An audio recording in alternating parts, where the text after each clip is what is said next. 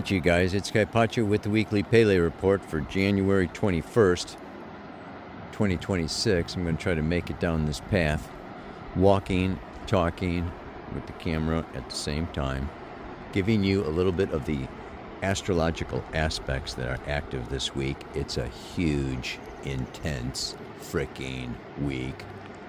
Oh, por Dios.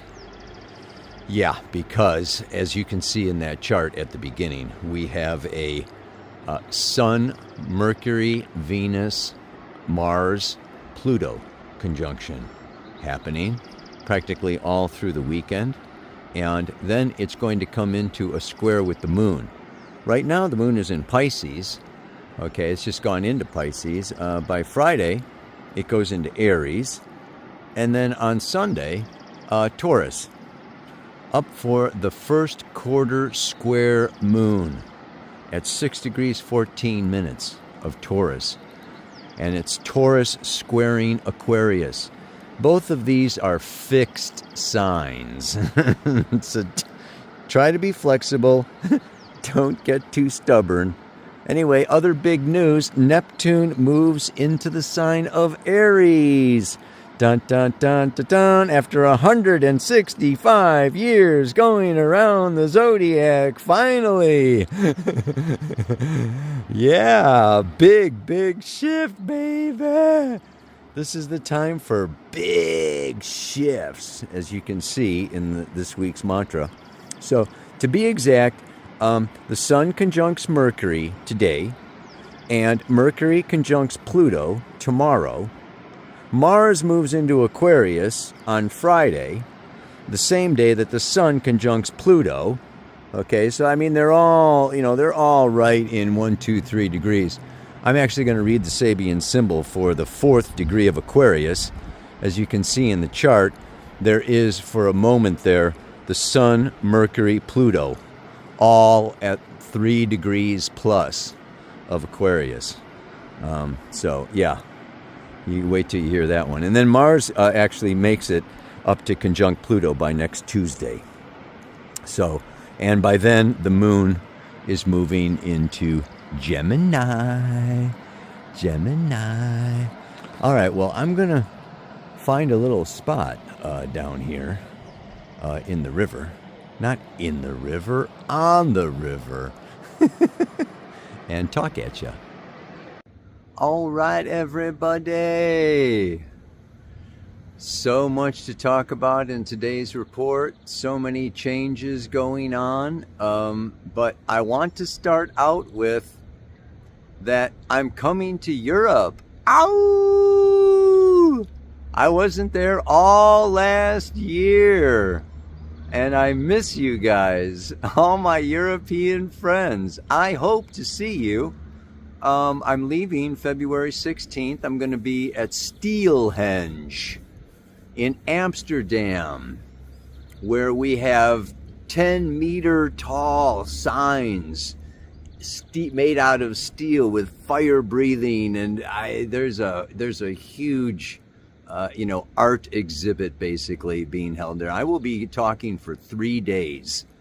3 individual daily workshops on what's going on with Saturn, Neptune, and Uranus, and Chiron, and I mean, really nailing it down. Hope you can make that. I go from there down to the Dominican Republic, March 1st, Cabaret Beach. We have to celebrate. We are starting a whole new Neptune cycle of 165 years. Ow! Whew. Thank God the old one's over, if you ask me.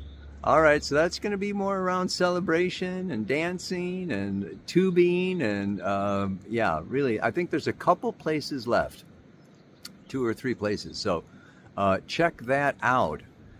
And then I'm going to be coming back again in May and June, offering a workshop in Switzerland and then another one on the island of Corsica.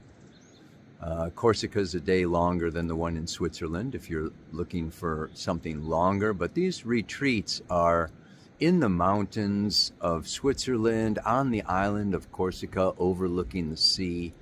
And that is a time of really celebrating Jupiter and Jupiter transitioning from Cancer into Leo.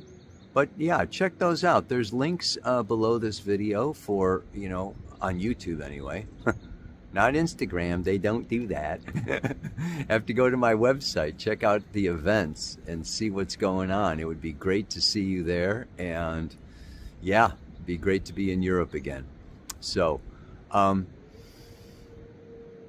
the need, I can't stress the need enough to, in a way, balance or counteract all of the online artificial intelligence, World Wide Web, scrolling and social media that brings us into our heads and up and out of our bodies into cyberspace. That so needs to be balanced and counteracted with real live conversations, emotional connections, sharing our stories and biographies, our feelings and our fears. This is where the real work happens in this inner world. And I want to talk about that inner world today because Pluto symbolizes our root chakra. He is the force of evolution, okay, in New Paradigm Astrology, evolutionary astrology, and has to do with our Kundalini energy, the life force, the chi energy, the red energy, and has to do with power and the power of transformation, death and resurrection. Okay, the snake shedding its skin. Okay, Jesus or Chiron descending into the underworld and resurrecting, renewed, just like the seeds do every winter, and then they come out and bud and blossom again in the spring. We all go through these death resurrection processes, and this is a time period now, this week, with all of the inner planets conjunct this god of the underworld whose decisions could not be changed. All the other gods up on Mount Olympus, Jupiter changing his mind, and Mercury and even Saturn, but when Pluto would say something, that was it.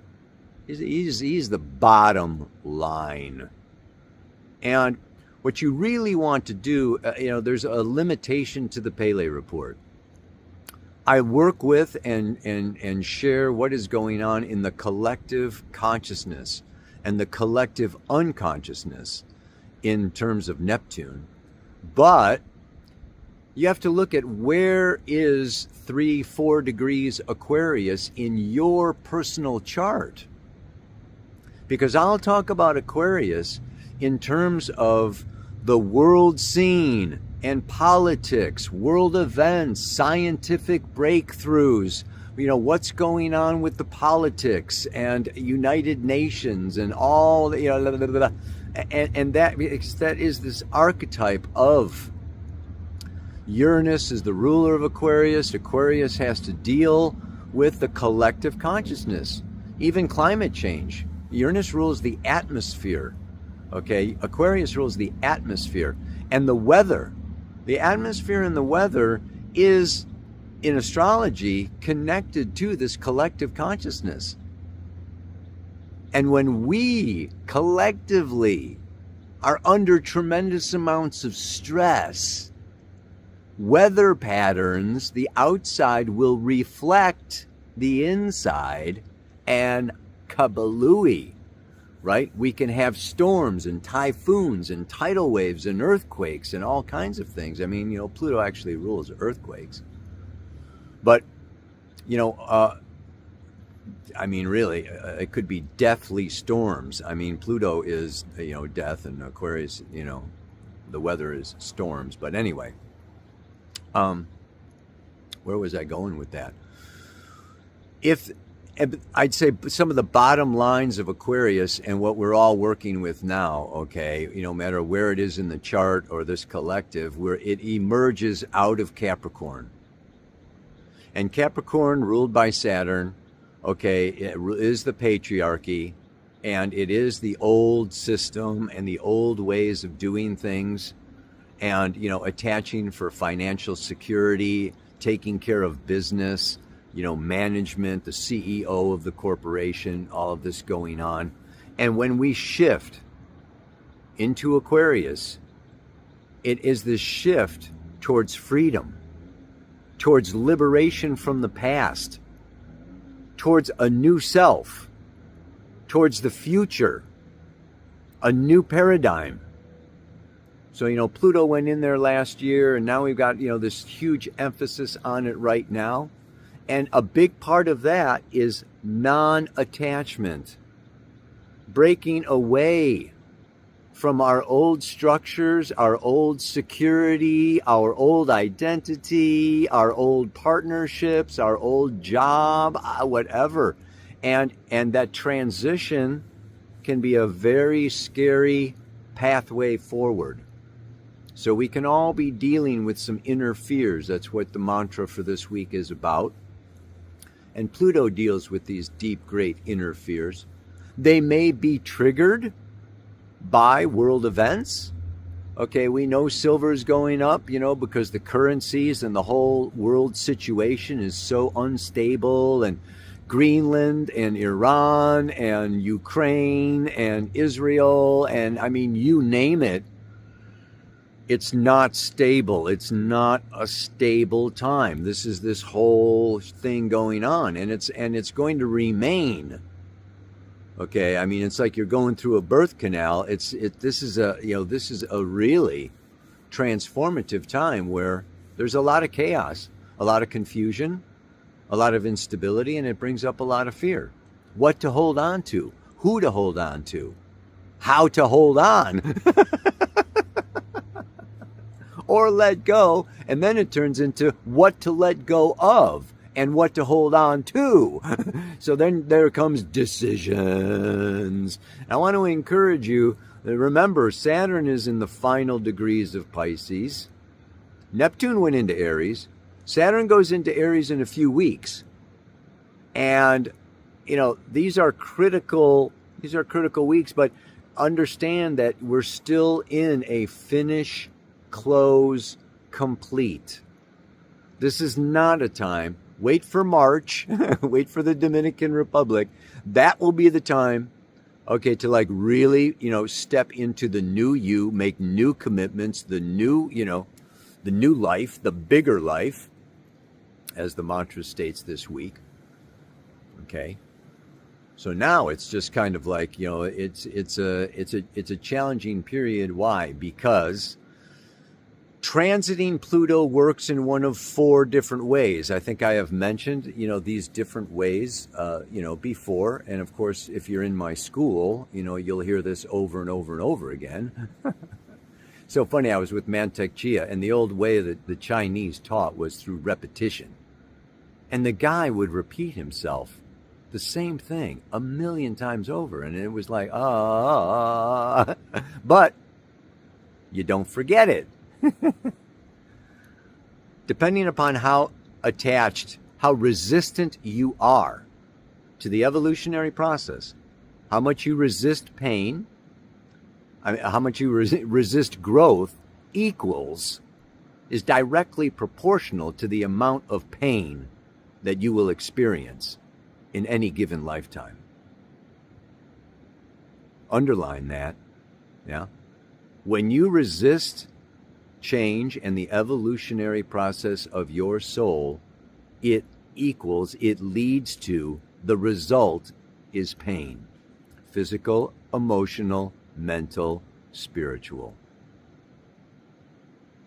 The less you resist, okay, Pluto as the force of evolution is going to bring in, okay, that this needs to change. And it works in a number of different ways. The first way, if there is very little resistance to change, and you're like, yeah, I'm with the program. I'm going for it. I will let go. I want to just like, blow up like a newborn star. then you are going to have a Pluto transit, and this may be in your 4th house of home, roots, and family, your 5th house of children, or a new artwork, the 6th house of health or work, or 7th house of partnership and relationship. You have to look at where Pluto's going. Spends 20 years in Aquarius. So, whatever house it's in is getting totally remodeled. Right? Okay? And when it changes houses, it's really big too.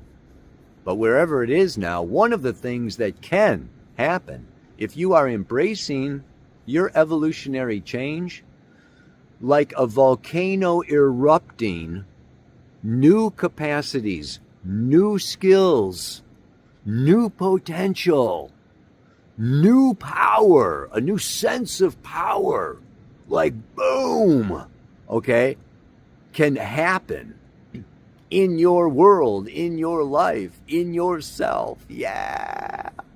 I hope that's you. But it's not all of us. Because some of us are, scared and sensitive and attached and this, that, and the other thing.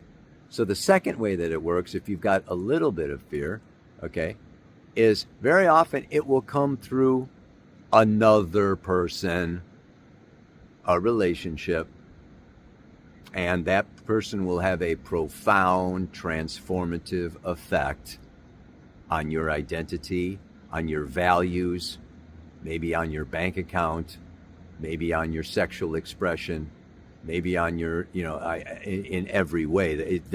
Boom. And this can be what? For better or for worse.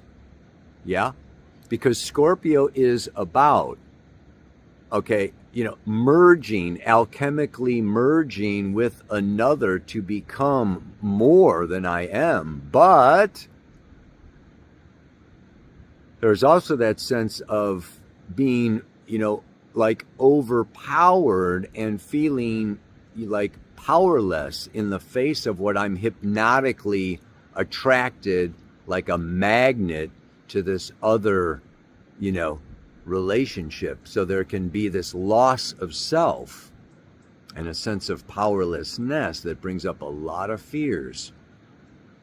So there can be the successful merging. Obviously, Pluto and Scorpio in the 8th house have to do with orgasm, right? One of the most beautiful, intense experiences we can physically and whole body orgasm experience, psychically. But the other downside of that is also that Pluto can also be a force beyond your control, which is another person that is challenging you. Scorpio and Pluto rule conflict. And this person could be the big bad wolf or a magician or a shaman, okay? And they are so powerful that they could, eclipse you, swallow you up, devour you. So there is also this fear, right? Of exposure, of death, of loss, and we sometimes need to stand up and confront. And this may not always just be a person. It could be the manager at the bank. It could be the tax man. Yeah. It could be a teacher. Okay. But there can be a force that a person, or even an institution that comes into your life that you better get your shit together, or you're going to get run over, used, exploited, manipulated. So Pluto transits can also, bring us to our feet and bring us to our Mars and bring us to our warrior, where we've got to get it together and defend. You know what I'm saying? The third way, if there's even more resistance, and it's like, okay, I'm going to hide out, I'm going to duck and cover, and I'm not going to trust or open to anybody. You can get into a place where it feels like The walls are closing in on you. The sky is falling, and you are getting squeezed into a tiny little box. And your world, and you are just like, oh no, stagnation, right? Like, I've got to change something. Or I'm gonna die.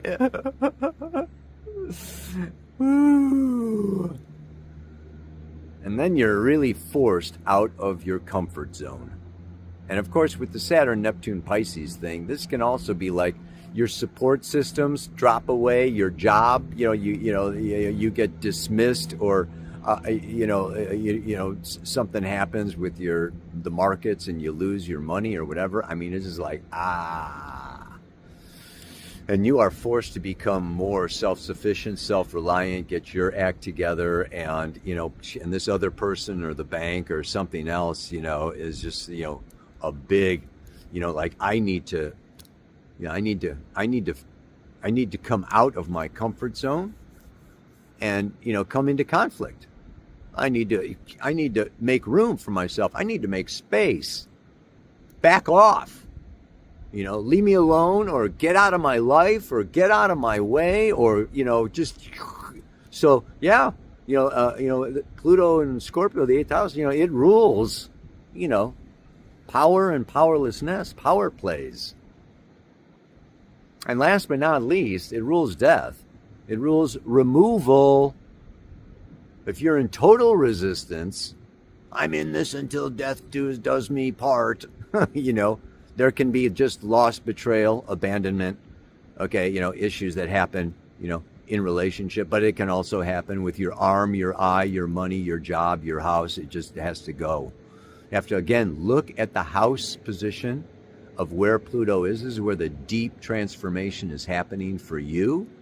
And this week, I give it 2 weeks. We're in it right now. And it's going to go on. Okay, and Mars, like I say, Mars doesn't come around to hit Pluto until next week. Okay, on Tuesday.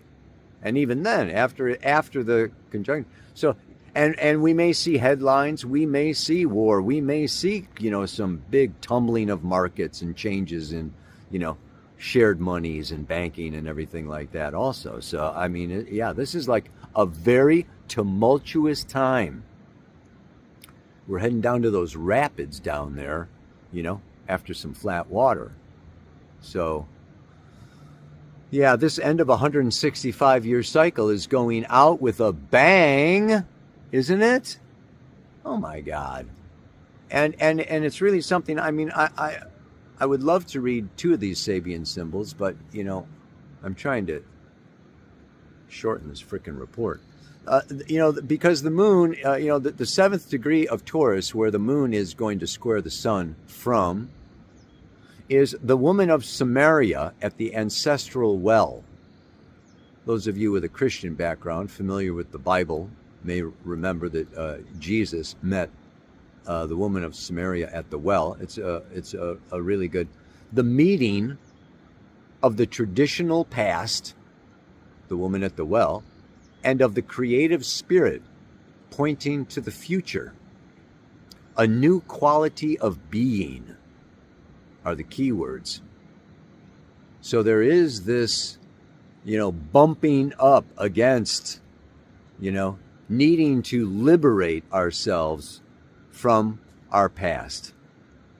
And that's not always easy, like I said, but what I really want to read is, what really struck me is this 4th degree of Aquarius, where we have this huge conjunction, and Pluto is for quite some time. And in fact, I think Pluto goes up to 6 or something and may even come back to this 4th degree again this year. So, this is Pluto for a long period of time. A Hindu yogi demonstrates his healing powers. The disciplined use of spiritual energies in restoring the natural harmony that's disturbed by man's inharmonic attempts to transcend nature through mind. Feel into that a little bit. Civilization implies a process of transcending compulsive and rigid biological drives while making use in a refined and mentalized way of what it cannot control. The goal of a true, and he puts that in italics, of a true civilization, and then he puts a dash in here, Western civilization being to a large extent a caricature of it, like it's not a true civilization, it's a caricature. It's like a artificial civilization. But the goal of a true civilization is the development of a humanity composed of self-motivated and responsible individuals, freely associating according to harmonic patterns in order to produce a vast spiritual chord of consciousness, fully actualizing the potentialities inherent in the archetype man. That's a mouthful. The process of individualization, which is ruled by Uranus and Aquarius, and civilization, Aquarius, is full of dangers. And for a very long time, it is obsessed by karmic shadows, the results of individual and collective deviations and perversions. Such results most often lead to disease. It is the spiritual duty of individuals who have been able to tap the vast reservoir of spiritual forces pervading our planet to use these energies for healing their less fortunate comrades. This symbol refers to a technique which not only can be used for the healing of physical illnesses, but for the making whole of whatever has lost its natural root integration and has not yet reached the holistic state of perfect harmony and identification with the divine whole. Self-discipline, purity of motive, compassion, faith in the divine order are required. And the, in capital letters, focusing of spiritual energy. Let's not forget during these times of artificial intelligence, of drones and robots and electric this and that and the other thing, and all these so-called rapid, transformations. Look at these rocks. Look at these trees. It's, Pluto and soul evolution is a long, slow process. All this mental, computer and web and internet and social media and mainstream media and all that. This is all very rapidly, and you may read headlines, oh my God, this is, a big change and a big change. I mean, we are in a big change. I'm not going to deny that, but It's not going to happen overnight, and it's not going to happen in 1 year of 2026. Okay. These transitions take years. This Saturn Neptune here, is a 3-year process of Neptune just changing signs. 25, 26, and 27 is really a new dream being born. Okay, so it starts very deep below the surface, just like a seed. So you may be getting this seed of a new you, and you want to relax your nervous system. Aquarius and Uranus and Mercury rule the nervous system, and this is a time where our brains, Aquarius and Uranus and Mercury rule the brain. Okay, so our brains and our nervous systems are getting like super overly stimulated right now. Being aware of that and conscious of that, and knowing that our left brain lives in the third dimensional world of separation, we need to counteract that and balance that with meditation, the yogi, with, sensing, with our sixth sense and our psychic capacities and our kundalini, that there is a divine order. There are invisible forces beyond our control, besides the bank and besides the government and besides the person in front of me. Let's just say, okay, I have chosen, this particular version of the feminine to relate to right now. And if you're a woman in relationship, you've chosen, that version of the masculine or that version of another feminine, to be in relationship with.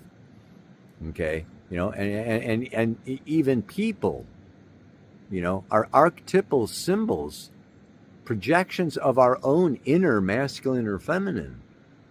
So, there's a lot of depth to reality, and we don't want to get stuck in the superficial, which is why Western civilization is such a caricature of a true civilization, because it's so superficial, appearance oriented, fast, rapid, problem solving, and get back to your comfort level as fast as you possibly can. Don't sit there in a state of transformation. Oh, no.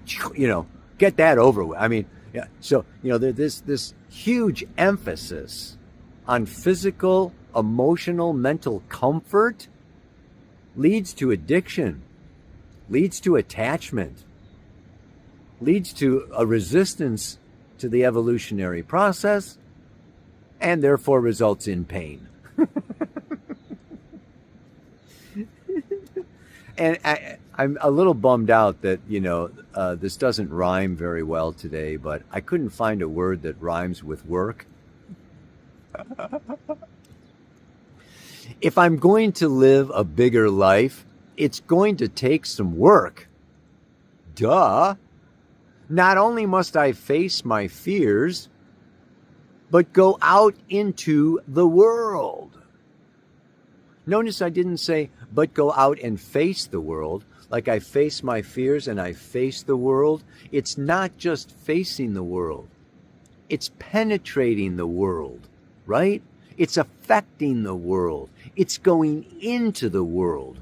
We're not just asked to remain separate ego beings taking care of our own stuff. That's just one side of the spectrum. That's Taurus and Cancer. And Jupiter in Cancer, it can be tempting to just stay home. But no, we are being called to a bigger life.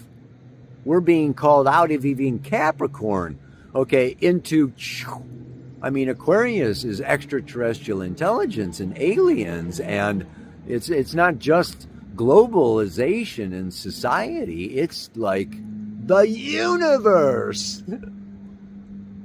So yeah, wow. Think big. Envision big. Be big. We're here to be big.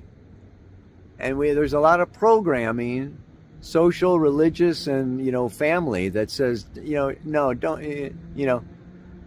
be humble, be small, just, work for me, work for the man, work for them, It's like, those days are gone, baby.